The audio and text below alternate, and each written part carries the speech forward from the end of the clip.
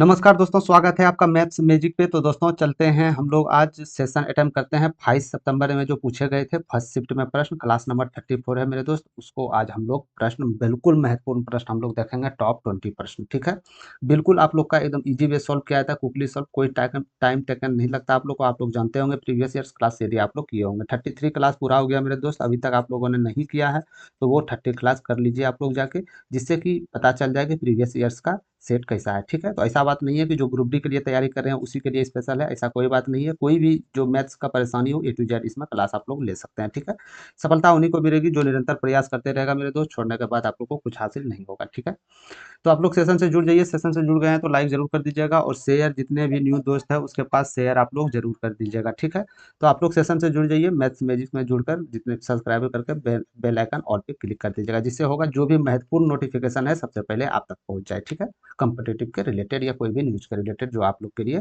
बेहद जरूरी मंद है। ठीक है, तो चलते हैं सीधे प्रश्न नंबर 1 पे। हम लोग 5 सितंबर 2022 फर्स्ट शिफ्ट में हम लोग इसके बारे में चर्चा कर चुके हैं। ठीक है, तो आप लोग से एक रिक्वेस्ट है कि टोटल 20 प्रश्न है मेरे दोस्त, तो कितना प्रश्न लास्ट में आप लोग का सही होता है कमेंट सेक्शन में जरूर बताइएगा। इससे आप ही लोग का बेनिफिट है कि आखिरकार आप लोग का तैयारी किस लेवल पे चल रहा है। ठीक है, तो चलते हैं पहले नंबर प्रश्न पे। तो एक बात आप लोग मैथ में जानते होंगे मेरे दोस्त कि यदि किसी भी चीज का, किसी भी कोई भी चीज का यदि ये आपका बेस सेम हो, पावर विषम हो, तो पावर पे जाके घट जाता है। जैसे ए पे पावर, जैसे मान के चलिए मेरे दोस्त यहाँ पे बी है, इसी प्रकार ए पे पावर मान के चलिए सी है, तो इसको आप कैसे कीजिएगा, तो ये बेस समान है तो ए पे पावर जो भी पावर है वो घट जाएगा, यानी बी माइनस सी आ जाएगा या नहीं आ जाएगा, ये तो आप लोग पढ़े होंगे। ठीक है, तो सीधे प्रश्न की ओर चलते हैं। यहाँ भी देख पा रहे होंगे बेस समान है, तो बेस समान है आप क्या कीजिएगा, तो ये तो माइनस हो जाएगा, तो ये माइनस होने के बाद यहाँ बी प्लस सी हो जाएगा। ठीक है, उसी प्रकार आप इसको भी कर सकते हैं, तो सी माइनस ए हो जाएगा और बेस आपका सी प्लस ए हो जाएगा। इसी प्रकार इसको भी यदि आप करना चाहे तो एक्स पे पावर ए माइनस बी हो जाएगा और यहाँ से ए प्लस बी हो जाएगा। ठीक है, यहाँ से आपको क्या समझ में आया, यहाँ से क्या समझ में आया कि यहाँ से ये दोनों यदि ब्रैकेट में है तो ये दोनों तो गुणनफल होगा, तो ए माइनस बी ए प्लस बी क्या हो जाएगा, तो ए स्क्वायर माइनस बी स्क्वायर, अरे होता है ना, ए स्क्वायर माइनस बी स्क्वायर यही तो होता है, ए प्लस बी इंटू ए माइनस बी होता है ना। तो यहाँ से एक्स पे पावर बी स्क्वायर माइनस सी स्क्वायर हम लिख सकते हैं। इसी प्रकार एक्स पे पावर सी स्क्वायर माइनस ए स्क्वायर हम लिख सकते हैं। इसी प्रकार एक्स पे पावर ए स्क्वायर माइनस बी स्क्वायर हम लिख सकते हैं। ठीक है, और एक बात आप लोग ये भी जानते हैं मेरे दोस्त कि ए पे पावर यदि विषम बी हो, इसी प्रकार बेस समान हो, ए पे पावर यहाँ पे सी हो, तो ये दोनों जुट जाता है। ठीक है, हमेशा याद रखिएगा, भाग के रूप में होगा तो ये जाके पावर माइनस हो जाएगा, गुणनफल के रूप में होगा तो पावर सम हो जाएगा। ठीक है, तो यहाँ से हम सिंपली कुछ नहीं करते हैं, सबको पावर को जोड़ देते हैं हम, बी स्क्वायर प्लस सी स्क्वायर, इसी प्रकार सी स्क्वायर माइनस ए स्क्वायर प्लस ए स्क्वायर माइनस बी स्क्वायर। ठीक है, यहाँ तक समझ गए आप लोग, कोई दिक्कत नहीं है। तो यहाँ से आप देख पा रहे होंगे इजीली, ये प्लस है माइनस ये कट जाएगा, ये कट जाएगा, ये कट जाएगा, तो एक्स बराबर जीरो, यानी एक्स का जीरो के बराबर वैल्यू किसी कोई भी हो तो उसका वैल्यू 1 होता है, तो 1 is correct answer, option number B. समझ गए आप लोग। ठीक है, प्रश्न में कोई दिक्कत नहीं था, सिर्फ आपको इसको तोड़ना था। ठीक, चलते हैं आगे प्रश्न की ओर। दूसरा नंबर प्रश्न में बोले जा रहा है मेरे दोस्त, 3 बैग और 4 पेन की कुल कीमत 1285 रुपये है, जबकि 5 बैग और 3 पेन की कुल कीमत 1995 रुपया है। तो आपको बताना है कि 2 बैग की कीमत जो है 11 पेन की कीमत से कितना अधिक है। ठीक है, ये नहीं पूछा जा रहा है कि 2 बैग और 11 पेन की कीमत क्या है, ना ना, पूछा जा रहा है 2 बैग की कीमत जो होगा 11 पेन की कीमत से कितना रुपया अधिक हो।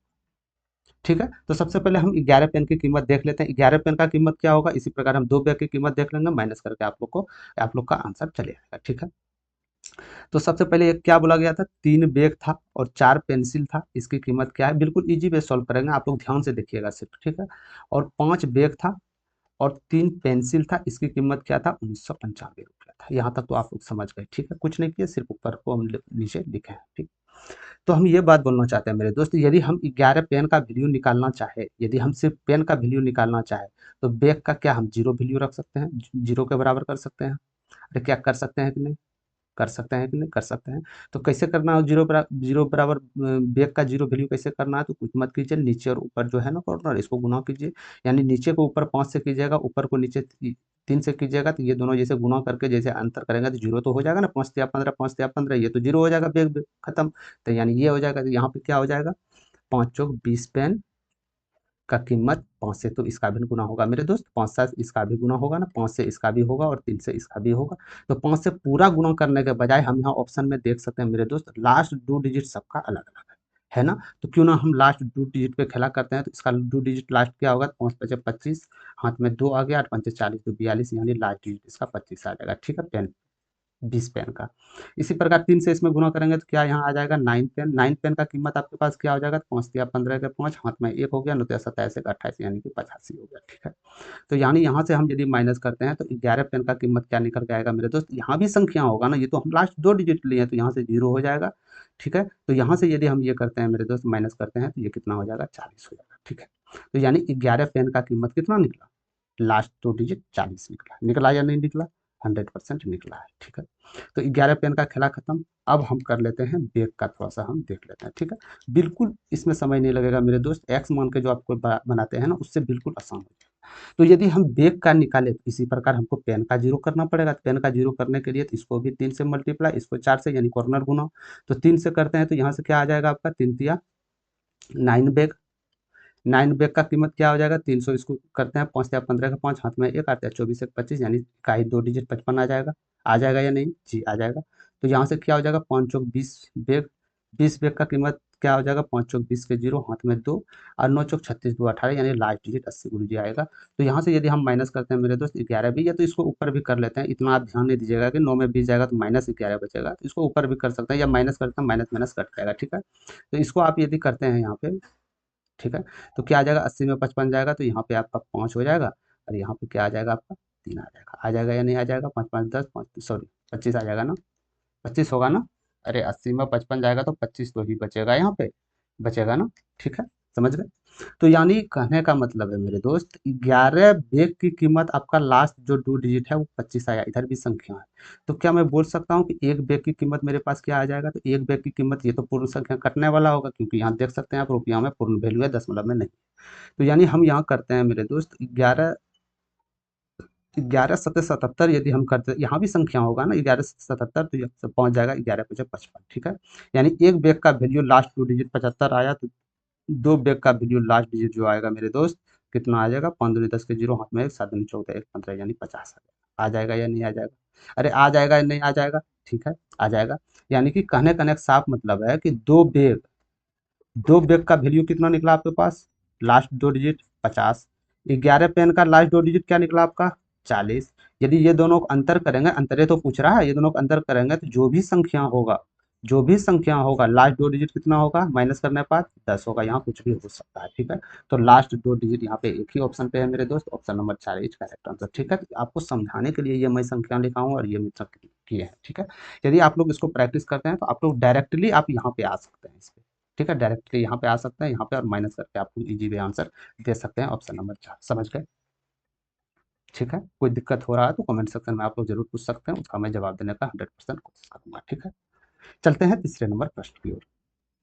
बोला गया कि एक समचतुर्भुज है ए बी सी डी, तो हम समचतुर्भुज बना लेते हैं। इसको ए मान लेते हैं, इसको बी मान लेते हैं, इसको सी मान लेते हैं, इसको डी मान लेते हैं। समझ गए, एक समचतुर्भुज है मेरे दोस्त, बोला गया है ए सी बी 40 डिग्री है, यानी कि ए सी बी यानी कहीं ना कहीं ये विकर्ण होगा, ये विकर्ण होगा तो ये भी विकर्ण होगा, होगा ना। तो यानी ए सी बी 40 डिग्री, ए सी बी यानी ये कोण जो होगा ये 40 डिग्री होगा। तो आपसे पूछा गया है ए डी बी का वैल्यू क्या होगा, यानी ए डी बी यानी इसका वैल्यू क्या होगा ये आपको बताना। ठीक है, तो आप लोग एक बात हमेशा याद रखिएगा मेरे दोस्त, कि कोई भी वर्ग हो या विकर्ण हो, जो विकर्ण जो एक दूसरे को विभाजित करती है ना, तो ये कोण 90 डिग्री का हो जाता है। ठीक है, कोई भी विभाजित करे, विकर्ण विभाजित करेगा तो 90 डिग्री कोण हो जाएगा। ठीक है, तो यानी कि ये आप देख सकते हैं डी सी बी क्या ये 90 डिग्री है, समकोण पे है, क्या ये समकोण पे है, जी हाँ है, ये 90 डिग्री है। तो 90 डिग्री में एक कोण आपका 40 दिया गया है, तो दूसरा कोण क्या होगा, तो आप इजिली बोल सकते हैं कि आप 50 डिग्री। तो यदि ये 50 डिग्री होगा मेरे दोस्त, तो ये भी 50 डिग्री होगा समकोण। समझ गए आप लोग, तो 50 degree is correct answer, option number A. ठीक है, कोई दिक्कत नहीं है, चलते हैं आगे की ओर। चौथा नंबर प्रश्न पे बोला जा रहा है कि यदि दो संख्याओं का गुणनफल आपको दिया गया है, उसका महत्तम समावर्तक भी दिया गया है, तो उसका लघुत्तम समावर्तक क्या होगा, ये आपको बताना है। तो आप जानते होंगे और पूरा संसार भी जानता है मेरे दोस्त, कि दो संख्याओं का गुणनफल, दो संख्याएं मान ली हम ए बी, दो संख्याओं का गुणनफल जो होता है ना, वो एलसीएम और एचसीएफ के गुणनफल के बराबर हो जाता है। ये बात तो आप जानते होंगे, अरे ये बात तो आप जानते होंगे ना, हाँ जानते होंगे। ठीक है, तो ए बी का गुणनफल कितना था आपके पास, तो 8410 था ए बी का गुणनफल। एलसीएम क्या था, अरे वही तो हमको चाहिए। एचसीएफ क्या था, 29 था, तो बस कुछ मत कीजिए, इसको कर दीजिए 29 का स्क्वायर, यहाँ से आप देख सकते हैं 29, तो यानी एक्स बराबर 290 is right answer, option number 3। समझ गए आप लोग। ठीक है। तो इस प्रकार प्रश्न आए, सिंपली आपको कुछ नहीं करना, आपको ये चीज़ ज्ञात रहनी चाहिए कि दो संख्याओं का गुणनफल जो होता है एलसीएम एचसीएफ के बराबर हो जाता है। ठीक है, यदि ये ज्ञात रहा तो आप कभी भी सस्पेंशन नहीं कीजिएगा। ठीक, चलते हैं 55 नंबर प्रश्न की तरफ। ये प्रश्न देखिएगा, ये प्रश्न को आप 2 विधि 3 विधि जिस विधि से चाहे उस विधि से आप बना सकते हैं मेरे दोस्त। ठीक है, जिस विधि से चाहे उस विधि से आप लोग बना सकते हैं। ठीक, तो इसको सबसे पहले हम देखते हैं ऑप्शन विधि से। ठीक है, ऑप्शन विधि सबसे आसान विधि होता है मेरे दोस्त, कॉम्प्लिकेटेड कुछ नहीं होता, सिर्फ समझने का खेल होता है। ठीक है, तो एक आयत, सबसे पहले आयत का जिक्र हो रहा है तो एक आयत बनाना पड़ेगा हमको। तो क्या बोला जा रहा है कि एक आयत में, एक आयत की छोटी भुजा लंबी भुजा से 10 सेंटीमीटर कम है, यानी कि ये भुजा जो होगा, ये भुजा इससे 10 सेंटीमीटर कम होगा, ये बात मानते हैं आप। ठीक है, तो इसका क्षेत्रफल का जो मान होगा इसके परिमाप का 6 गुना है। तो इसकी छोटी, इसकी लंबी भुजा कितनी है आपको बताना। ठीक है, बोला गया है, देखिए साफ साफ सिंपल भाषा में सोचिए कि ये जो लंबाई होगा, लंबाई से 10 कम चौड़ाई होगा, यानी ये दोनों का जो एरिया होगा, ये दोनों का एरिया का जो संख्यात्मक मान होगा ना, इसके परिमाप के 6 गुना बराबर होगा, कहने का मतलब ये है। ठीक है, तो सबसे पहले हम ऑप्शंस की ओर देखते हैं। परेशानी आपको आ सकता है, कभी भी ऑप्शन से आप नहीं बनाए हैं तो कोई दिक्कत, घबराने की जरूरत नहीं है, एक दो बार देखने के बाद आप लोग ऑटोमेटिक सीख जाइएगा। ठीक है, तो सबसे पहले हम 35 लेते हैं। यदि लंबाई खोज रहा है ना सबसे लंबी भुजा, तो सबसे लंबी भुजा यदि हम 35 मानते हैं मेरे दोस्त, तो 10 सेंटीमीटर कम होनी चाहिए, यानी 25 होनी चाहिए। ये होनी चाहिए या नहीं होनी चाहिए? जी 100% होनी चाहिए। तो यानी बोला गया कि इसका क्षेत्रफल, यही बोला गया ना, इसका क्षेत्रफल क्या हो जाएगा? आयत का क्षेत्रफल लंबाई गुना चौड़ाई। ठीक है, तो इसका क्षेत्रफल जो होगा किसके बराबर होगा? इसके परिमाप के 6 गुना के बराबर होगा। तो आयत का परिमाप क्या होता है? 2 इंटू एल बी। अरे आयत का परिमाप क्या हो जाता है मेरे भाई? 2 इंटू एल प्लस बी तो ही होता है, और इसका क्षेत्रफल जो होता है एल गुना बी हो जाता है। तो यानी 2 इंटू एल प्लस बी कितना है? 60। तो यानी 620, 120 हो गया, तो 120 का गुना 6 गुना बराबर है, क्या इसके बराबर आ रहा है? अरे ये कभी नहीं आएगा, इसका इकाई डिजिट 5 है, इसका इकाई डिजिट 0 है, ये कभी नहीं हो सकता, बराबर हो ही नहीं सकता है, कि यानी कि ये उत्तर आपका हो ही नहीं सकता है। ठीक है, तो ये उत्तर यदि आपका ये नहीं हो सकता है तो ये भी उत्तर आपका नहीं हो सकता। क्यों? क्योंकि इस इकाई डिजिट पे 5 है, तो इसको 10 कम करेंगे तो इकाई डिजिट पे 5 होगा। ये कॉमन सेंस आपको खुद बाय खुद लगाना होगा मेरे दोस्त, यानी ये भी उत्तर नहीं हो सकता। समझ गए आप लोग? अरे क्या समझ गए आप लोग? ठीक है, यानी कि वो भी उत्तर आपका नहीं हो सकता है। लास्ट में 5 ये उत्तर होगा, लास्ट में 0 हो, वही उत्तर आपका हो सकता है। तो चलते हैं तीसरा नंबर पे। 30 हम मान लेते हैं इसकी लंबाई। 30 यदि मान लेते हैं लंबाई 10 सेंटीमीटर कम है तो ये 20 हो जाएगा। ठीक है, तो इसका क्षेत्रफल क्या हो जाएगा? तो 3 दूनी 600, आप बोल सकते हैं कि 600 क्षेत्रफल हो जाएगा, यानी कि इसका क्षेत्रफल जो, यानी 600 जो है इसके परिमाप का यदि 6 गुना करेंगे तो ये बराबर आना चाहिए। तो इसका परिमाप क्या हो जाएगा? 2 इंटू एल प्लस बी, यानी कि 30 20 50 दूनी 100। क्या इसका 6 गुना बराबर है 600? जी 100% बराबर है, यही तो आपको प्रूव करना था। अरे यही तो आपको प्रूव करना था। तो right answer option number 3 is correct answer, option number 3। समझ गए आप लोग? अरे क्या समझ गए आप लोग? ठीक है, तो इस प्रकार से आपको बनाना है, थोड़ा एक एक आपको पकड़ना पड़ेगा क्लू, एक एक क्लू पकड़ना होगा, दिमाग, शरीर का पूरा दिमाग खोल के आपको एग्जाम हॉल में बैठना होगा। यदि आप एनटीपीसी मेंस की एग्जाम देने जा रहे हैं तो आप लोग ध्यान से सुनिएगा। ठीक है, समझ गए? तो जो प्रश्न इसमें, आप चाहे तो इसको एक्स मान के भी बना सकते हैं मेरे दोस्त, ऐसा बात नहीं है। हम आपको ये नहीं बोले कि आप बना नहीं सकते हैं, आप इसको बना सकते हैं। जैसे ये आयत है ना, इसको आप एक्स मान लीजिए, इसको एक्स माइनस 10 मान लीजिए। अब बोला गया इसका क्षेत्रफल परिमाप के बराबर है, तो इसका क्षेत्रफल हम जानते हैं लंबाई गुना चौड़ाई, यानी एक्स गुना एक्स माइनस 10, इसका क्षेत्रफल हो गया। इसके बराबर कितना? आयत, आयत का परिमाप 2 इंटू एल प्लस बी, तो यानी एक्स माइनस 10, इसका 6 गुना होना चाहिए। बस ये दोनों बराबर करना था, ऐसे भी जाता है। तो इससे अच्छा कैलकुलेशन करने के बजाय क्यों ना हम डायरेक्ट यहाँ ऑप्शन से मान करके हम बना दें। समझ गए? अरे क्या समझ गए आप लोग? ठीक है, चलते हैं आगे की ओर। 6 नंबर प्रश्न में बोला जा रहा है कि एक ट्रेन 200 मीटर लंबी प्लेटफॉर्म को पार करने में 40 सेकंड समय लेती है। ठीक है, और वही बोला जा रहा है कि एक आदमी को 20 सेकंड में पार करने में, एक आदमी को 20 सेकंड में पार करती है, तो ट्रेन की लंबाई क्या होगा ये आपको बताना है। तो हमेशा एक बात ध्यान रखिएगा मेरे दोस्त, कि कोई भी ट्रेन यदि एक आदमी को सिर्फ पार करेगा, एक आदमी को पार करेगा, तो वो खुद की लंबाई दूरी तय करेगा, यानी ट्रेन की जो लंबाई होगी ना वही उसकी दूरी हो जाएगी। ठीक है, ये बात ध्यान रहा।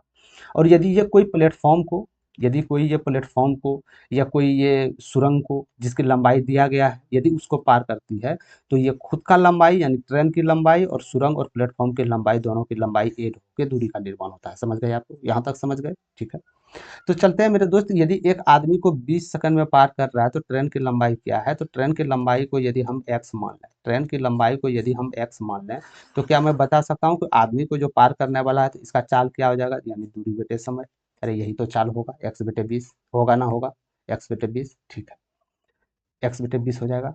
और इसका वैल्यू बराबर होगा कब, जब ये 200 मीटर लंबे प्लेटफॉर्म को 40 सेकंड में पार करेगा, क्योंकि ट्रेन की लंबाई तो सेम रहने वाली है ना, चाहे वो प्लेटफॉर्म को पार करे या कोई आदमी को पार करे, ट्रेन का लंबाई जो है वही रहेगा, ठीक है।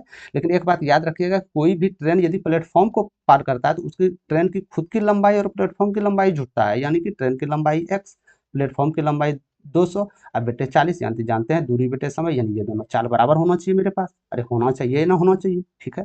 तो यहाँ से ये आपका 2 चला जाएगा, यहाँ से 2x बराबर x प्लस 200 हो गया, तो यहाँ x बराबर 200 मीटर इज राइट आंसर, यानी ट्रेन की लंबाई जो है 200 मीटर। इसको चाहे तो आप ऑप्शन से भी बना सकते थे, ऑप्शन से बनाते बिल्कुल चुटकी में आपका बन जाता, समझ गए, ठीक है। चलते हैं आगे की ओर। 7वां नंबर प्रश्न में बोला जा रहा है कि जब एक संख्या को 15 से विभाजित किया जाता है तो शेषफल 9 प्राप्त होता है, तो उसी संख्या को 5 से विभाजित किया जाएगा तो शेषफल क्या प्राप्त होगा, आप लोग को बताना है। जब इस प्रकार के प्रश्न आ जाए तो ये जो संख्या से भाग किया तो इसको इग्नोर कीजिए आप, जो शेषफल दिया गया है और जिससे भाग लगाना है तो इसको इसको आप भाग कर दीजिए, ठीक है। तो यानी जो शेषफल 9 बच रहा है, 5 से भाग देने पर शेषफल क्या बचेगा, तो शेषफल को 5 से यदि भाग देते हैं मेरे दोस्त तो इसका शेषफल 4 बचेगा, 4 is correct answer, option number 2। ये ऐसा क्यों हुआ, तो ऐसा इसलिए हुआ मेरे दोस्त, हम देख लेते हैं। यदि कोई संख्या 15 से विभाज्य है, यदि 15 से हम भाग दे रहे हैं तो शेषफल तो 9 बचेगा, शेषफल 9 बचेगा, यानी कि ये संख्या यदि 24 होगा तभी तो एक बार में भाग करेंगे शेषफल 9 प्राप्त होगा। तो यही बोला जाए कि उसी संख्या को यदि 5 से विभाज्य करें, किस संख्या को, ये संख्या को, यानी 24 को यदि 5 से विभाज्य करें तो शेषफल क्या होगा, तो शेषफल 4 ही तो होगा ना मेरे दोस्त। तो इससे करने के बजाय डायरेक्ट, ये तो छोटा सा संख्यात्मक मान दिया गया था तो आप लोग इजिली यहाँ से कर सकते हैं, मान के चलिए वहाँ डाटा बढ़ा दे दिया, 5 अंकों की सबसे बड़ी संख्या दे दिया या 10 अंकों की सबसे छोटी संख्या दे दिया, तो वहाँ तो कन्फ्यूज हो गया ना, ठीक है। तो जो भी इसका शेषफल बचेगा, जिससे भाग करने बोल रहा है, तो उससे भाग करके जो शेषफल इसका बचेगा तो वही वो संख्याओं में भाग करने पर शेषफल सेम ही बचेगा, समझ गए आप लोग, ठीक है। चलते हैं आगे की ओर। 8वां नंबर प्रश्न में बोला जा रहा है कि अनु बिन्नी से कार्य करने में 4 गुना ज्यादा बेहतर है, ठीक है। दोनों मिलकर एक कार्य को 12 घंटे में पूरा करता है, तो अनु अकेले यदि कार्य करना शुरू करे तो कितने घंटे में कार्य को पूरा करेगा, ये आपको बताना है, ठीक है। तो सबसे पहले हम चलते हैं कि अनु जो है बिन्नी से 4 गुना बेहतर है, यानी कि यदि ये x है तो ये 4x हो जाएगा, यानी 4 गुना है, यदि ये 1 है तो ये 4 है, ये 2 होगा तो ये 8 होगा, 8 गुना बेहतर है, ठीक है। दोनों मिलकर एक कार्य को 12 दिन में, तो ये दोनों मिलकर एक दिन में कार्य कितना करेंगे, 5x तो वही करेंगे। यदि ये क्षमता है मेरे दोस्त एक दिन में दोनों को ऐड करना है 5x, तो ये टोटल काम यदि एक दिन में 5x कर रहा है तो 12 घंटे में कितना काम करेगा, तो ये मेरा टोटल वर्क निकल गया। अरे निकला या नहीं निकला, टोटल वर्क निकल गया ना, तो ये मेरा टोटल वर्क निकल गया। तो अब जिससे कम करवाना है उससे आपको भाग देना कि अनु कितने घंटे में अकेले पड़ा, तो अनु एक दिन में कितने इकाई करते हैं 4x, तो यानी 4x से आपको भाग देना, तो एक्स एक्स कर गया, 4 तिया 12 यानी 5 तिया 15 इस करेक्ट आंसर हो जाएगा। 15 घंटा में ये संपूर्ण कार्य को खत्म कर देगा, ऑप्शन नंबर बी, समझ गए, ठीक है। तो यानी ये दक्षता का दिया गया, ये इसका क्षमता का रेशियो दिया गया है, तो क्षमते से ही तो गुना करेंगे तो टोटल कार्य आ जाएगा मेरे दोस्त यहाँ पे, समझ गए।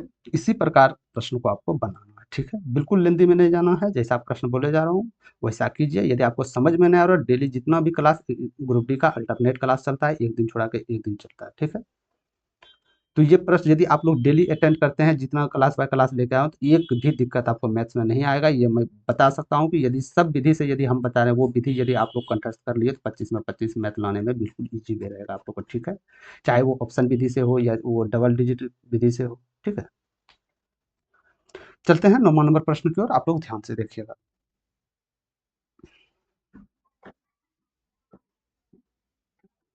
3 पाइप था मेरे दोस्त, ए बी सी एक टंकी को 5 घंटे, 8 घंटे और 12 घंटे में भर सकते हैं। यदि सभी पाइप एक ही समय पर खोले जाते तो टैंक को भरने में कितना समय लगेगा, ये आपको बताना है, ठीक है। एक आपके पास पाइप था छत पे, एक टंकी को एक पाइप 3 पाइप लगा हुआ था, एक 5 घंटे में भरता है, दूसरा 8 घंटे में भरता है, तीसरा 12 घंटे में भरता है, ठीक है। तो यदि सभी पाइप को खोल दिया जाए तो टैंकी को भरने में कितना समय लगेगा, ठीक है। तो पाइप ए बी हम लिख लेते हैं यहाँ पे, ठीक। ए को भरने में 5 घंटे, इसको 8 घंटे, इसको 12 घंटे लग रहा है, ठीक है। अरे भाई तो कोई तो एक टैंकी तो होगा, कितना भाग हमको भरना, टोटल टैंकी का क्षमता तो होगा, हाँ भाई इतना भरना उतना भरना, तो टोटल टैंकी का क्षमता क्या हो जाता है, यानी कि यहाँ पे वो संख्या होगा जो कि तीनों से विभाज्य हो, यानी कि कहने का मतलब साफ साफ है कि इसका एलसीएम आप लोग ले लीजिए, ठीक है। तो एलसीएम यहाँ लेने के बाद क्या होगा, एलसीएम क्या होता है, बड़ी से बड़ी वो संख्या जो दी गई संख्या से पूरी तरह विभाज्य हो जाए, यानी 5 8 12 से वो पूरी संख्या विभाज्य हो जाए, उसी को एलसीएम बोलते हैं। तो ये तीनों में सबसे बड़ी वाली संख्या होनी चाहिए, क्या 12 12 तीनों से विभाज्य हो रहा है, जी नहीं हो रहा है, तब क्या करें हम, इससे दुगुना लीजिए, 12 दूनी 24, तब पर भी 5 से नहीं हो रहा, 12 तिया 36, तब पर भी 5 से नहीं हो रहा। इसी प्रकार करते जाइएगा तो 10 बार जैसे आप लोग पहुँचिएगा मेरे दोस्त, तो 120 ऐसा संख्या आएगा जो तीनों से विभाज्य हो जाएगा। समझ गए? तो ये मेरे पास टोटल टैंकी का क्षमता निकल गया, टोटल टैंकी का इकाई में क्षमता निकल गया कि इतना इकाई आपको भरना है। ठीक है? तो ये टोटल टैंकी को 5 घंटे में भरता था, तो ये 1 दिन में कितने इकाई भरेगा? तो 24 इकाई 1 दिन में भरेगा। ठीक है? तो बी कितने इकाई भरेगा 1 दिन में? 15 इकाई भरेगा। सी कितने इकाई भरेगा? तो 10 इकाई भरेगा। ठीक है? 1 दिन में। तो टोटल आपके पास कितना इकाई भरना था? 120 इकाई। तीनों मिलकर 1 दिन में कितने इकाई भर रहा था? तो 24 15 कितना हो गया? 39 10 49 इकाई। तो बस यही आपका उत्तर हो गया मेरे दोस्त, 120/39 करेक्ट आंसर। तो कोई दिक्कत नहीं है, पूर्णांक में यदि 3 बार करते हैं तो 4 या 12 नहीं, 3 बार नहीं जाएगा, 2 जाएगा, 2 is correct answer, option number C. समझ गए आप लोग? क्या समझ गए आप लोग? ठीक है? तो मैथ को बिल्कुल आसान विधि से बनाना है, समझ के बनाना है, रट्टा मार के नहीं कि हाँ वो सर जैसे बताया उसी तरह हम करते हैं, नहीं, समझना है फिर बनाना है। अब जैसे मान के चलिए ये प्रश्न आपको दिया, ये प्रश्न यदि ऐसा एग्जाम्स में पूछ दे तब तो आप बिल्कुल इजी वे कर सकते हैं या ना? कर सकते हैं। लेकिन यदि इस प्रश्न में कुछ वो खेला करते, खेला क्या करते कि बी हाफ दिन करता है, एक एक तिहाई करता है, बी 5 तिहाई, तब फिर आप लोग फंस जाइएगा यदि आप लोग समझ के नहीं मैथ बना रहे। समझ रहे हैं? ठीक है? तो ये स्टूडेंट के साथ ऐसा होता है। तो मैथ्स को समझिए फिर उसको बनाइए, चाहे वो एग्जामिनर कितना भी क्वेश्चन पे उलट फेर कर देगा तो आप लोग परेशान नहीं होइएगा, आप लोग इजी वे बना दीजिएगा यदि आप लोग समझ के मैथ बना रहे हैं। यदि रट्टा मार के बना रहे हैं तब तो कुछ कहना ही नहीं है भाई, तब जीके और मैथ में कोई अंतर ही नहीं रह जाएगा, है ना? चलते हैं 10वां नंबर प्रश्न की ओर। 10वां नंबर प्रश्न में बोला जा रहा है कि 8 वर्षों के लिए किसी निश्चित राशि पर साधारण ब्याज राशि राशि का 11/25 है, तो प्रति वर्ष ब्याज की दर क्या होगा आपको बताना। सिंपल इस प्रश्न में बोला जा रहा है कि 8 वर्षों के लिए एक राशि लगाए थे साधारण ब्याज की दर पे, और उसका ब्याज जो निकल के आया ना, उसका ब्याज जो निकल के आया मूलधन का 11/25 निकल के आया, तो आपको बताना है रेट क्या है, प्रतिवर्ष ब्याज क्या है, दर क्या है, प्रतिवर्ष ब्याज की दर क्या है। तो सबसे पहले हम मान लेते हैं मूलधन लगाया, मूलधन के बारे में चर्चा नहीं है तो आप मान सकते हैं ए 100, आप मान सकते हैं ना, अरे मान ही तो सकते हैं ना, मैथ है मेरे दोस्त। ठीक है? 100, तो यानी कि ये इतना साल, कितना साल के लिए लगाया? 8 साल के लिए लगाया। ठीक है? रेट हमको पता नहीं है कितना रेट है, लेकिन इतना पता है कि इसका इंटरेस्ट जो आएगा ना, इस मूलधन का 11/25 है, यानी 100 का 11/25 कितना हो जाएगा? 44, या इसको आप 44 बोल सकते हैं। यदि आप 100 मूलधन को माने हैं तो आप इसको 44% भी बोल सकते हैं। यानी कि कहने का मतलब है सिंपल इंटरेस्ट कितना आया? 44%। और सिंपल इंटरेस्ट क्या होता है? अरे रेट और टाइम का गुणनफल भी तो होता है सिंपल इंटरेस्ट। तो यानी 44% तो ऑलरेडी था यहाँ, था ना? रेट कितना है हमको निकालना है, टाइम क्या दिया गया है? 8 साल दिया गया है, तो यहाँ से रेट निकल जाएगा 44/8। 44/8 निकल जाएगा परसेंटेज में, तो यहाँ से क्या हो जाएगा? यानी 11/2 is correct answer, option number ए। समझ गए? 11 चौक 4 से 11, 4 दूनी 8। ठीक है? तो यहाँ से इजी वे आप लोग निकाल सकते हैं। तो क्योंकि यहाँ पे सिंपल इंटरेस्ट पूछा गया था ना, ये सिंपल ब्याज पूछा गया था, 11/25 है, तो मूलधन को हम जो मूलधन मानिए, 100 मानिए, आप यहाँ 1000 मान लीजिए, चाहे आप 9,999 मान लीजिए। हम 100 इसीलिए माने कि इसके प्रेजेंट में हर एक प्रश्न को सॉल्व करना आसान है। जैसे मान के चलिए 100 माने, इसका ब्याज 44 निकला, तो क्या इसका परसेंटेज निकालना पड़ेगा? जी नहीं, 100 यदि संदर्भ में मान रहे हैं तो ये आपका परसेंटेज ही है 44%। और यदि आप यहाँ 999 मान लिया, इससे बाद भाग देकर यहाँ पे कुछ आता है 725, तो परसेंटेज निकालने में थोड़ा सा मुश्किल होता है ना, मुश्किल होता है ना, भाग देना पड़ता है। इसीलिए हम 100 मानते हैं। हर एक प्रश्न में 100 मानने के पीछे रीजन यही है कि उसके कंपेयर में बिल्कुल आसान होता है आगे की ओर कार्रवाई करना। ठीक है? तो यहाँ से बिल्कुल समझ गए आप लोग। चलते हैं आगे की ओर। 11 नंबर प्रश्न में बोला जा रहा है कि दो समरूप त्रिभुज की संगत भुजाएं का अनुपात दिया गया था 2x/3x, यानी ये भुजा का अनुपात दिया गया था 2x 3x। समरूप त्रिभुज यानी कि दो समरूप त्रिभुज एक ही जैसा है, इसको आप ए बी सी मान लेते हैं, इसको आप डी ई एफ मान लेते हैं। यानी ये भुजा का जो अनुपात था ना, ये भुजा का अनुपात ये 2x था और ये 3x था। ठीक है? तो बोला जा रहा है कि छोटे त्रिभुज का क्षेत्रफल 48 सेंटीमीटर दिया गया है, 48 सेंटीमीटर स्क्वायर दिया गया है। किसका? छोटे त्रिभुज का क्षेत्रफल दिया गया है, तो बड़े त्रिभुज का क्षेत्रफल क्या होगा यही आपको बताना है। ठीक है? तो हमेशा एक बात याद रखिएगा कि कोई भी दो समचतुर्भुज क्षेत्रफल का यदि भुजाएं दिया गया है ना, तो उसका एरिया जो होता है ना भुजा का स्क्वायर के बराबर हो जाता है। यानी कि ये 4x हो जाएगा, ये 3×9x हो जाएगा। ठीक है? तो छोटे त्रिभुज का एरिया तो 4x के अनुपात में निकल चुका है, लेकिन ये अनुपात में है नहीं, खुली संख्या दिया गया है कितना? 48। तो क्या बड़ी संख्या का आप नहीं निकाल सकते? 4x का वैल्यू 48 है, यानी कि x के जगह पे क्या रखेंगे जो 48 होगा? क्या रखेंगे? तो अरे 12 तो रखिएगा x के जगह पे, बच्चों को 48 है तो 4 से भाग दे सकते हैं। यानी x का वैल्यू यदि 12 निकल गया तो 12×9 108 सेंटीमीटर स्क्वायर ये एरिया निकल जाएगा। किसका? बड़ी त्रिभुज का एरिया निकल के आ जाएगा। इसीलिए करेक्ट आंसर ऑप्शन नंबर 4। समझ गए? यानी हमेशा याद रखना कि दो समचतुर्भुज का यदि भुजाएँ की रेशियो दिया गया है तो इसका रेशियो यदि मतलब एरिया का रेशियो निकालना है तो बस कुछ मत कीजिए, इसका वर्ग कर दीजिए, इसका एरिया का रेशियो निकल जाएगा। अब जब एरिया का रेशियो निकल गया, एक एरिया दिया गया तो दूसरा एरिया ऑटोमेटिक निकाल सकते हैं, है ना? चलते हैं 12 नंबर प्रश्न की ओर। ये प्रश्न आप लोग करके बताइएगा।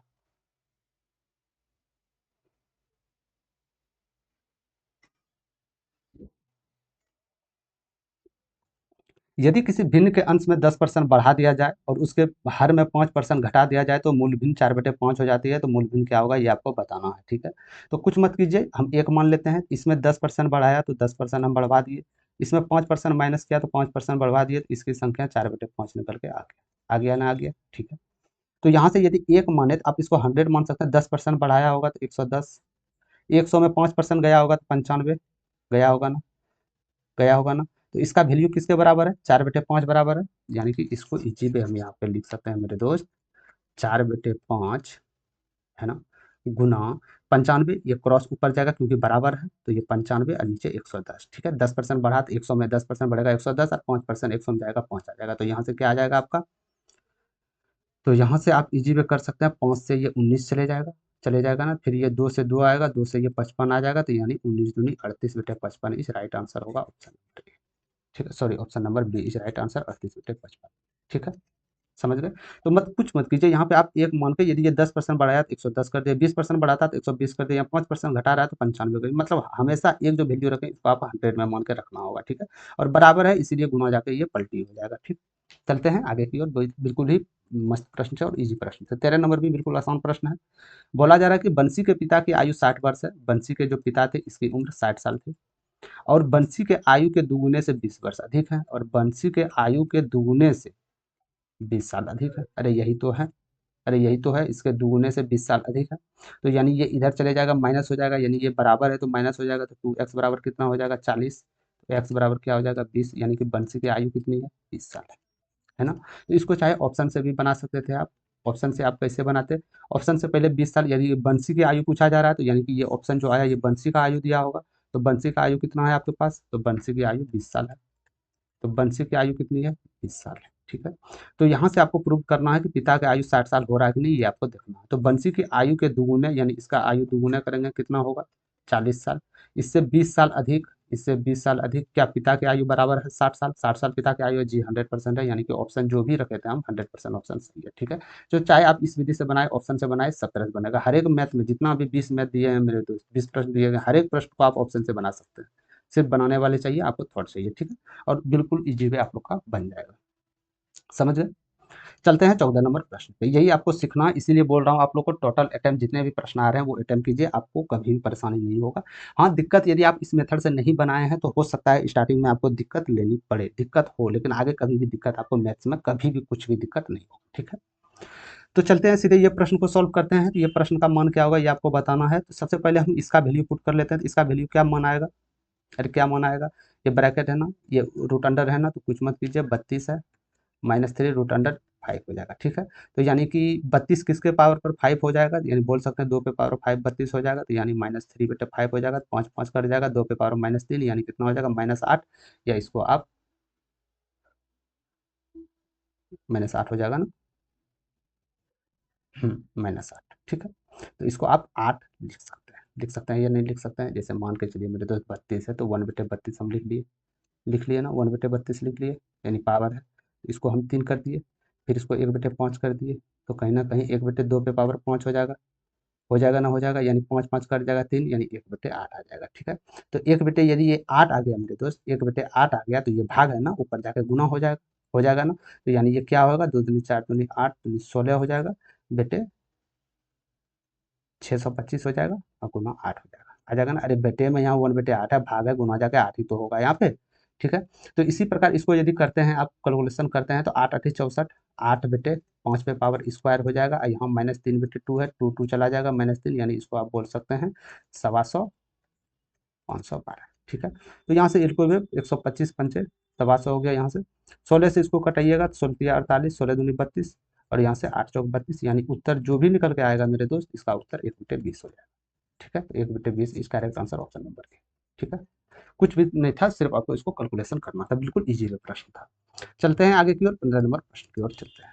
ठीक, बिल्कुल ईजी बेस को देखिएगा, बिल्कुल आसान प्रश्न, कोई भी टेंशन लेने की जरूरत नहीं है। एक दुकानदार एक वस्तु के उसके अंकित मूल्य पर 20% और 15% की दो क्रमिक छूट देने के बाद 571.20 रुपये में बेचता है। यदि उसने कोई छूट नहीं दी होती तो उसको 12% लाभ होता, तो वस्तु का क्रय मूल्य क्या होगा, ये आपको बताना। ठीक है, तो पहले एक वस्तु का कुछ क्रय मूल्य होगा, ध्यान से सुनिएगा। वस्तु का पहले कुछ क्रय मूल्य होगा, फिर इसमें कुछ अंकित क्या होगा, यानी कि अंकित मूल्य भी प्रेजेंट होगा, इसको यहाँ पे होगा ना, अंकित मूल्य होगा। अब ये बोला जा रहा है कि अंकित मूल्य पे 20% और 15% की दो क्रमुट छूट देने के बाद 571.20 आता है, यानी कि इसमें एक छूट, दो छूट दिया गया है। इसमें छूट देने के बाद जो वस्तु का मूल्य आया ना निकल के 571.20 निकल के आया। समझ गए यहाँ से आप लोग? अरे क्या समझ गए यहाँ से आप लोग? ठीक है, तो यानी कि 20% और 15% दो छूट दिया होगा, तो दो 20% और 15% की दो क्रमिक छूट को एकल छूट में आप लोग कैसे परिवर्तन करते हैं, हम कल भी प्रश्न में बताए थे, एकल छूट में कैसे परिवर्तित कीजिएगा आप लोग। तो कुछ मत कीजिए, जो दो छूट दिया था यानी 20% 15%, इसको जोड़िए, कितना आ गया 35% आ गया ना, 35%। इसको यहाँ पे माइनस का चिन्ह हमेशा लगाइएगा, क्योंकि एकल छूट को कभी भी दो छूट को, दो क्रमिक छूट को कभी भी एकल छूट में परिवर्तन कीजिएगा तो उसको जोड़ के माइनस कीजिएगा, ये दोनों को गुणा कीजिएगा। गुणा कितना हो जाएगा 300, और हमेशा 100 से भाग देना है, तो क्या आ गया 3 माइनस कर देना। तो इसका एकल छूट कितना आ गया 32%, यानी कि जो इसका अंकित मूल्य होगा, जो इसका अंकित मूल्य होगा, इसको 32% डिस्काउंट देने के बाद तो ये मूल्य आ गया मेरे पास। अरे 32% डिस्काउंट देने के बाद ही तो ये मूल्य आया मेरे पास।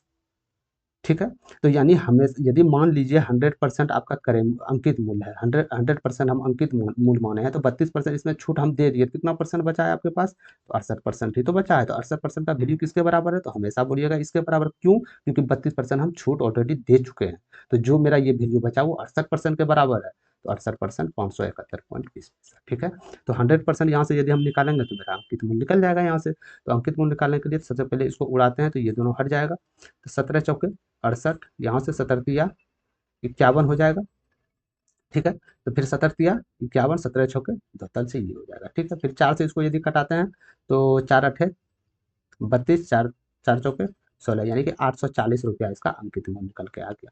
समझ गए, 840 रुपया अंकित मूल्य निकल के आ गया। अंकित मूल्य निकाल लिए। अब क्या बोला जा रहा है, तो यदि हम छूट नहीं देते तो उसको 12% का लाभ होता, यानी कि क्रय मूल्य को यदि आप एक्स मानते हैं, यदि ये सब छूट देने के बाद ही तो आपका, ये सब छूट देने के बाद 571 रुपया हो रहा है। बोला जा रहा है ये सब हम छूट नहीं देते, ये भी छूट नहीं देते, ये भी छूट, ये सब हम छूट देवे ही नहीं करते, ये भी छूट नहीं देते। तो डायरेक्ट यानी क्रय मूल्य को डायरेक्ट 840 रुपया में बेचते ना, तो इसको 12% का लाभ होता है। यानी कहने का मतलब है कि एक्स का वैल्यू यदि हम इसको 112% लाभ पर बेचते हैं ना, तो ये 840 रुपये में बिकता। तो एक्स का वैल्यू यहाँ से निकल जाएगा। क्या निकलेगा यहाँ से, तो यहाँ से आप कितने बार में करा सकते हैं, 8 बार में कीजिए। तो 8 का 8, 8 चौक 32, तो 8 का 8, 8 पंचे 40, 7 से जाएगा, 7 का 7, 7 का जब 35, 7 दूनी 14, 2 से 50 होगा, यानी 750। तो इसका क्रय मूल्य क्या निकला मेरे दोस्त, अरे इसका क्रय मूल्य क्या निकला, 750 क्रय मूल्य निकला। Option number A is correct answer. समझ गए? क्या समझ गए आप लोग? ठीक है, तो ये सब जो है ना, ये रफली के लिए किए हैं हम, ठीक है, आपको समझाने के लिए। डायरेक्ट हम यहाँ से मान के चलिए 32% डायरेक्ट ला लेते तो उसमें भी बोलते हैं आपके 32% डायरेक्ट कैसे चले आया, और यदि 32% आया तो 68% कैसे आया, 68% आया तो 840 कैसे आया, ये भी प्रश्न हो सकता है हमें। तो थोड़ा सा लेंदी हम बता दिए हैं, जिसमें कि बिल्कुल आसानी, ऐसा ही प्रश्न आए तो आपको टेंशन ना ले। ठीक है, चलते हैं 16 नंबर प्रश्न की ओर।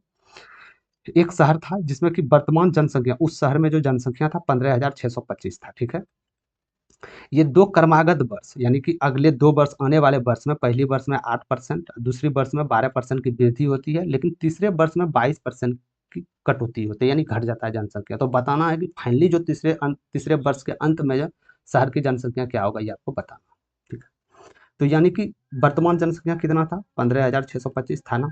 तो पहले वर्ष वृद्धि तो 108, पहले ये नहीं देखिएगा कि हम लंबी तरह लिख रहे हैं लंबी तरह, बिल्कुल इसका आसान सॉल्व है। ठीक है, 112 रुपया वृद्धि, 112 रुपये 100, लेकिन इसमें तीसरे साल 22% घट रहा है। 22% घटा मतलब 100% यदि आप वैल्यू माने तो इसमें 22% घटा है, तो क्या वैल्यू निकल के आएगा इसका 78%, यानी कि इसका 78%। समझ गए आप लोग यहाँ से? अरे यहाँ तक समझ गए ना? ठीक है, अब मैं पूछना चाह रहा हूँ कि यदि हम इसको सॉल्व करें मेरे दोस्त, तो ये जो संख्याएं हैं ये तो 100 से तो भाग हो जाएगा, सब में गुना करके तो 100 से भाग हो जाएगा। तो ये संख्या 100 से भाग देने पे तो 108 से तो गुना करना पड़ेगा, 100 से 112 से गुना पड़ेगा, 78 से गुना करने के बाद ही तो 3 साल के बाद जो जनसंख्या आएगा मेरे पास यहाँ पे क्लियर आएगा, आएगा कि नहीं आएगा? ठीक है। तो यानी कि जो जनसंख्या संख्या में मेरा यहाँ पे आएगा मेरे दोस्त, वो संख्या 78 से भी विभाज्य होनी चाहिए या नहीं होनी चाहिए, मैं ये पूछना चाह रहा हूँ। 78 से विभाज्य का मतलब है तिरछा का 78, यानी कि वो संख्या 13 से भी विभाज्य होनी चाहिए, होनी चाहिए। अरे सिंपल करने का मतलब है मेरे दोस्त, 4 दूनी 8 दूनी 16, यदि हम यहाँ 16 लिखें तो ये संख्या 2 से भी तो विभाज्य होनी चाहिए, क्योंकि ये गुणा करके आया, इसी प्रकार ये गुणा करके यहाँ पे आया, तो ये संख्या इससे भी तो विभाज्य होनी चाहिए या नहीं होनी चाहिए? हाँ, तो मतलब वो संख्या 13 से भी विभाज्य होनी चाहिए। तो 13 से इसमें से कौन संख्या विभाज्य है, वही आपका उत्तर होगा। तो क्या 15 125 13 से विभाज्य है? 13 का 13 देख लेते हैं। 13 का नहीं, ये विभाज्य नहीं है। क्या ये 13 से विभाज्य है? तो 13 का 13, 13 का 13 यहाँ हो गया। हाँ, ये 13 से विभाज्य हो सकता है। क्या ये 13 से विभाज्य है? तो एक मैं देख लेता हूँ, जी नहीं, ये भी विभाज्य नहीं है। ये 13 से विभाज्य है, जी ये भी विभाज्य नहीं है। तो ऑप्शन आपका एक ही ऑप्शन बताइए। ठीक है। क्यों मैं इतना गुना करूँ? एग्जामिनर जानबूझ के ये प्रश्न सॉल्व करता, सेट करता है मेरे भाई। आपका माइंड तो अभी चारों तरफ होगा। आप बोलिएगा कि अच्छा ठीक है, आप तो सर बता दिए कि 14,742 रुपया, 42 रुपया, ऐसा मान के चलिए 13 से भाग लगने वाला 3 ही संख्या इसमें रहता, तब क्या करते? अरे मेरे भाई, ऐसा प्रश्न देता ही नहीं है वो। ऐसा प्रश्न वो देगा ही नहीं। कुछ ना कुछ प्रश्न में कमजोरी वो छोड़ेगा, जिससे कि स्टूडेंट को, जो स्टूडेंट समझ ना आए वो कंफ्यूज करने में टाइम व्यतीत कर दे, जो स्टूडेंट को समझ आए वो अपना सिलेक्शन ले जाए। ठीक है। तो मेरा काम ये है कि जो स्टूडेंट सिलेक्शन वाला है, उस जो मेथड वो अपनाता है, वो मेथड हर एक स्टूडेंट के लिए हम प्रोवाइड करवाना चाहते हैं। ठीक है।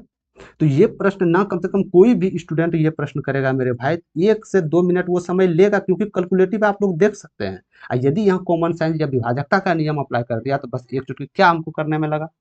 हम यदि ये भी हम नहीं लिखते, आप लोग को समझाने के लिए हम ये लिखे, हमको तो ये इससे भी जरूरत नहीं है। हम डायरेक्ट यहाँ से देख सकते हैं, यदि 22% तीसरी संख्या में घट रहा है तो जरूर है कि 78% का वैल्यू होगा। तो 78% का वैल्यू होगा तो यानी कि तिरछा का 78, यानी वो संख्या 13 से विभाज्य होनी चाहिए। 13 से कौन विभाज्य, हम देख लेते हैं यहाँ से, क्या दिक्कत था? ठीक है। तो ऐसा प्रश्न आए तो ये नियम आप लोग अपनाइएगा। ठीक है। या कोई और बुक में होगा तो ये नियम आप लोग अप्लाई कीजिएगा, 100% सेटिस्फाई हो जाएगा आप लोग को। समझ गए? ठीक है। चलते हैं 17 नंबर प्रश्न की ओर। बोला गया कि एक घनाभ की लंबाई दिया गया था, चौड़ाई दिया गया था, ऊंचाई भी दिया गया था, इसका घनाभ का आयतन क्या होगा बताइए। इससे जैसे इससे इसकी इस प्रश्न जैसा इजी प्रश्न धरती पे कुछ नहीं होगा आप लोग के लिए।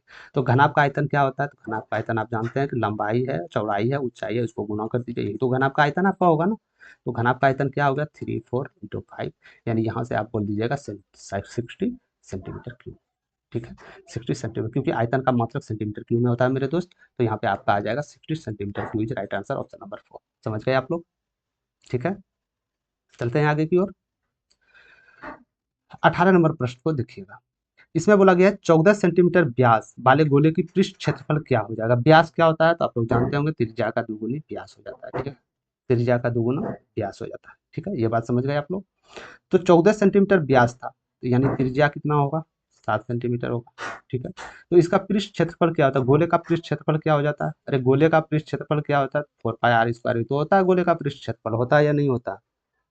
क्या क्या हम अपने मन से लिख दिए? नहीं ना। गोले का पृष्ठ क्षेत्रफल 4πr² हो जाता है। ठीक है। तो यानी हम देखिए, यहाँ से आप दो तरीका, ये विधि को आप चुटकियों में भी बना सकते थे। कैसे बना सकते थे? यानी कि जो भी इसका उत्तर आएगा मेरे दोस्त, जो भी उत्तर आएगा वो तो 4 का मल्टीप्लाई होगा, होगा ना होगा।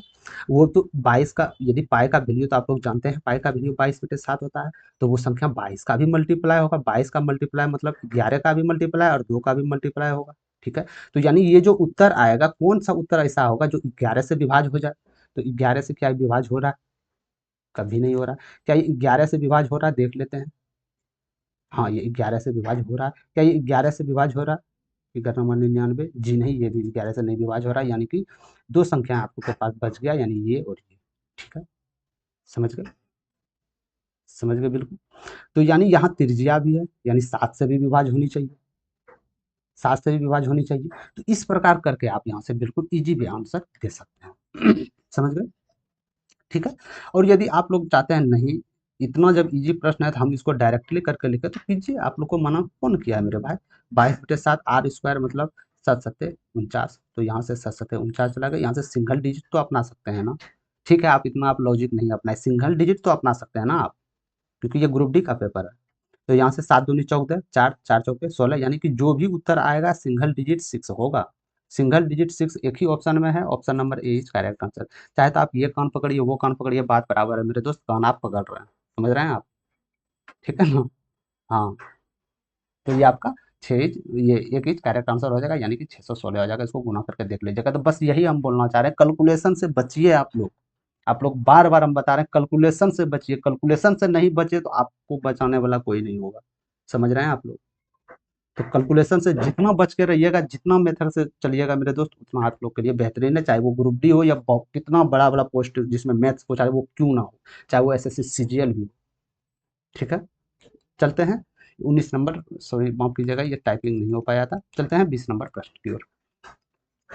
20 नंबर प्रश्न को देखिएगा, 4x माइनस 4 पे पावर x माइनस 1 बराबर 24 है, तो इसका मान आपको बताना है क्या होगा, ठीक है। तो एक बात मैं बोलना चाह रहा हूँ कि यदि 4x माइनस 1 है, तो ये माइनस 1 कहाँ से आया होगा? क्या हमने आपको थोड़ी देर पहले बताया था क्या, ए पे पावर एम हो, यदि ए पे पावर एन हो तो ए पे पावर एम माइनस एन हो जाएगा, क्या हमने बताया था क्या? ठीक है। तो यानी x पे पावर 1 आ रहा है, तो कहीं ना कहीं 4x पे बेटे 4 ही तो होगा, तो ये ऊपर जाके माइनस आ जाएगा। 4 पे पावर 1 होगा तभी तो होगा ना, यदि 4 पे पावर 1 होगा मेरे दोस्त, तभी तो ऊपर जाके 4x पे पावर माइनस 1 होगा, होगा ना होगा। तो यहाँ से हम डायरेक्ट इसको क्या लिख सकते हैं, एक सेकंड, तो यहाँ से हम इसको डायरेक्ट क्या लिख सकते हैं, 4x माइनस 4 पे पावर x बटे 4 बराबर 24, ये लिख सकते हैं ना। तो यहाँ पे 4x को कॉमन ले लीजिए आप, कॉमन लेने के बाद 1 माइनस 1 बटे 4 बटे 24 बराबर 24, ठीक है। तो यहाँ से क्या आ जाएगा, 4 पे पावर x गुना 3 बटे 4 बराबर 24 आ जाएगा, नहीं आ जाएगा। तो 3 अठे 24, 8 चौक 32, यानी कि आप यहाँ से बोल सकते हैं 4x बराबर 8 चौक 32, ठीक है। यहाँ तक समझ गए? अरे यहाँ तक समझ गए, 4x बराबर 32 हो जाएगा। तो यानी ये 32, हमको x का वैल्यू निकालना है, क्या करना पड़ेगा, तो इसको 2 पे पावर स्क्वायर है, ये आप जानते होंगे, तो यानी 2 पे पावर 2x बराबर 2 पे पावर 5। अरे 2 पे पावर 5 की जगह तभी तो 32 होगा, तो पावर सेम है तो ये दोनों हटा दीजिए, यानी 2x बराबर 5, x बराबर 2.5, यानी x बराबर 5/2 भी बोल सकते हैं। तो यदि हम x बराबर 5/2 करें तो x का वैल्यू इसमें आप पुट कीजिए। तो x का वैल्यू यदि हम 5/2 पुट करते हैं मेरे दोस्त, x बटे 5/2, तो 2 चला गया, तो 5 में 1 गया, कितना बचा 4। इसी प्रकार 2 चला गया, तो 5 में 5 3 8, तो इसका जो भी आंसर होगा वो हाफ के बराबर हो जाएगा। तो हाफ के बराबर कौन है answer, option number 2 is correct answer, option number 2। समझ गए आप लोग, ठीक है। तो ये था प्रश्न आप लोग को मेरे दोस्त, कैसा इसका सॉल्व लगा आप लोग कमेंट सेक्शन में जरूर बताइए। क्या ये लेंदी प्रश्न था या बिल्कुल शॉर्ट विदिन था, या आपको समझ में कुछ भी होगा आप लोग कमेंट सेक्शन में जरूर बताइएगा, जिससे होगा अगली सेशन जो लेके आए उसमें से आप लोग की बात रखते हुए ऐसा सॉल्व लेके आए जिसमें कि आप लोग को समझ में आ सके, ठीक है। समझ गए। और एक और सेशन चलता है मेरे दोस्त, वो ग्रुप डी का तो चलता ही है, ये अल्टरनेट, जैसे एक दिन वो चलेगा तो एक दिन ये चलता है मेरे दोस्त, मैथ स्पेशल प्रश्न टॉप 50 प्रश्न, इसमें आपको सॉल्व नहीं कराया जाता है, आप लोग देखे होंगे। इसमें जितने भी थॉट है डायरेक्ट आप लोग को आंसर देने की कोशिश, यानी 15 सेकंड के अंदर आप लोग सॉल्व कैसे कीजिएगा, इसमें आपको ये मैथ में बताया जाएगा, ठीक है। तो ये सेशन आपका कल आएगा मेरे दोस्त, आपको 10 से 11 बजे तक में देखने को मिल जाएगा, ठीक है। बिल्कुल महत्वपूर्ण प्रश्न है, जो जितने भी 5 से 10 साल प्रीवियस में पूछा गया जितने भी प्रश्न है, ए टू जेड हर एक प्रश्न से हम छांट छांट के प्रश्न को ला रहे हैं, जिसमें कि बार बार वो रिपीट कर रहा हूँ, समझ गए ना, ठीक है। तो ये आप लोग अटेम्प्ट करना ना भूलिएगा, ठीक है। ये बहुत बहुत ही महत्वपूर्ण ये सेशन रहने वाला आप लोग का, ठीक है। तो आप लोग यदि नोटिफिकेशन कोई चीज़ का चाहिए तो आप लोग टेलीग्राम चैनल पर ज्वाइन हो जाइएगा, कोई भी चीज़ का यदि अपडेट के लिए यदि हम वीडियो अपलोड नहीं कर पाते हैं मेरे दोस्त, तो वहाँ से हम नोटिस शॉर्ट नोटिस के द्वारा हम आपको आगाह कर देते हैं, कहाँ पे, टेलीग्राम चैनल पे। तो यदि आप टेलीग्राम चैनल पे जाके ये सर्च भी कर लेते हैं तो आपका मेरे टेलीग्राम चैनल का आ जाएगा, उस पर आप लोग ज्वाइन पे जाके वहाँ से ज्वाइन होकर जो भी नोटिफिकेशन पीडीएफ चाहते हैं तो वहाँ से अपडेट आप कर सकते हैं, ठीक है। तो सेशन कैसा लगा मेरे दोस्त, आप लोग कमेंट सेक्शन में जरूर बताइएगा, लाइक तो कर दिए होंगे आप लोग, शेयर भी कर दिए होंगे आप लोग, और कमेंट करके आप लोग जो कैसा सेशन लगा वो बताइएगा। और यदि अभी तक न्यू हैं आप लोग और ज्वाइन नहीं हुए हैं मेरे चैनल पे, तो आप लोग चैनल पे सब्सक्राइब करके बेल आइकन ऑल पे क्लिक कर दीजिएगा, कोई भी नोटिफिकेशन होगा कोई भी रिलेटेड जॉब के रिलेटेड या प्राइवेट जॉब के related A to Z information आप लोग तक पहुंचाया जाता है, ठीक है। तो अभी के लिए इतना ही, धन्यवाद, मिलते हैं किसी नेक्स्ट सेशन या नेक्स्ट नोटिफिकेशन के साथ। जय हिंद।